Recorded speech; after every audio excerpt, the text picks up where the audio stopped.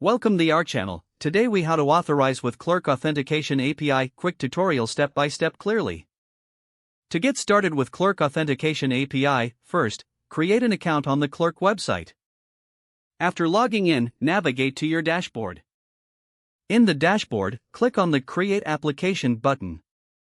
Fill out the application details, including the name and description. Once your application is created, locate the API Keys section. Copy your API key from this section, as you will need it later. Next, install the Clerk SDK in your project. You can do this using npm or yarn, depending on your preferred package manager. Run the installation command in your terminal. After the SDK is installed, import Clerk in your main application file. Initialize Clerk with your API key right after the import. You will need to set up a routing method to handle authentication callbacks. Create a route for signing in and another for signing out. Make sure to add the necessary components for managing user sessions.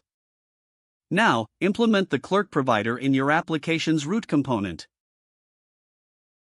Pass the required configuration parameters to the Clerk provider.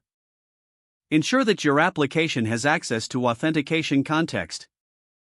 Design user interfaces for sign-up and sign-in pages. Use Clerk's pre-built UI components for quick integration. Ensure you handle authentication state properly in your application. Monitor user sessions using the Clerk dashboard. Test your authentication process to confirm everything works seamlessly. Once verified, you can deploy your application confidently. If the page does not load, refresh the browser or try again in a private or incognito window. Make sure you are using the correct email address, then retype it carefully to avoid small typos. If your password is not accepted, use the reset option and create a new strong password you can remember. Check your spam folder for verification or security emails, then complete any requested confirmation steps.